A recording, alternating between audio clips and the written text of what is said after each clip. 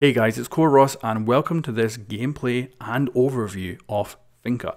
So Finka is one of the operators that is coming to Operation Chimera. They are both attackers and they both have what their devs are calling global abilities, which makes them potentially very powerful. Their abilities are pretty insane. So they're going to be able to affect either their own team entirely or the enemy team entirely. When it comes to Finka, she affects her own team. She actually has nanoprobes that are put into the teammates before the round starts.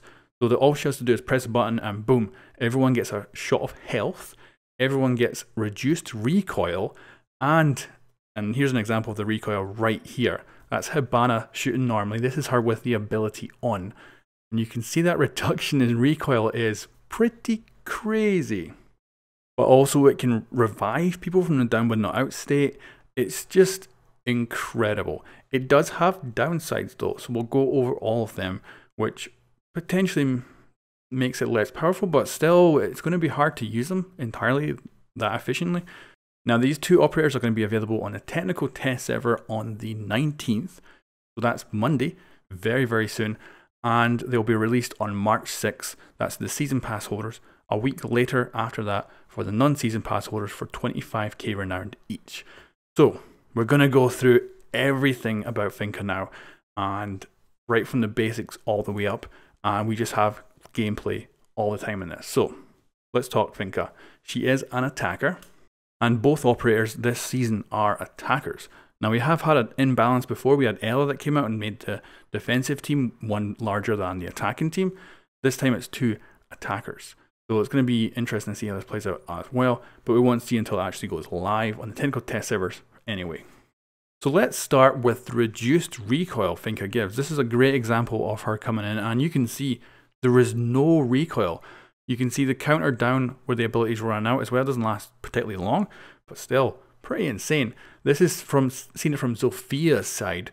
So she's actually attacking the objective with the ability on. She's got 120 health, reduced recoil. It's incredible. Now, she can only use this ability twice, but she can get people up with it. So Glass just fell off the roof there. He got revived by her ability.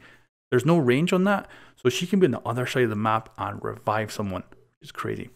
She's a 2 armor and 2 speed operator, which makes her a pretty balanced choice really. And I don't see that many downsides to her. Like, she's got a decent weapon, she's not too slow, she's got a really fun ability that you don't have to think too much about. You just got to push a button, activate it. Maybe you can only do it twice, but still, that could save the round. You could save someone from getting interrogated by reviving them before Cav gets them. So it's incredible. So her loadout is very interesting. It's the Russian weaponry, but also her brand new spear, which is the assault rifle she's getting.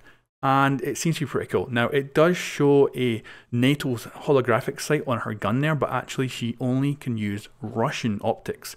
So if you're not a fan of the Russian ACOG or any of the Russian sights, you're going to be pretty disappointed because she can only use Russian optics.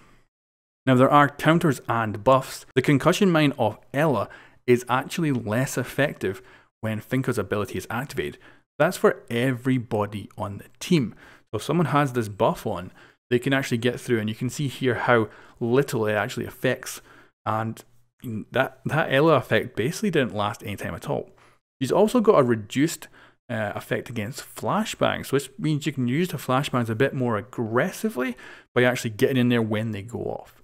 Because when the ability is activated, again, this is for your entire team, it means that the flashes are actually reduced. So you do still get a flash effect, but you can see a lot easier than normal. Now the counters, well, we have Smoke. So Smoke's ability will actually hurt her more. Now she's wearing a biohazard suit, but actually she doesn't actually wear the mask in multiplayer. And because her kind of nanoprobes improve your breathing and everything, it means you actually take more damage from the smokes.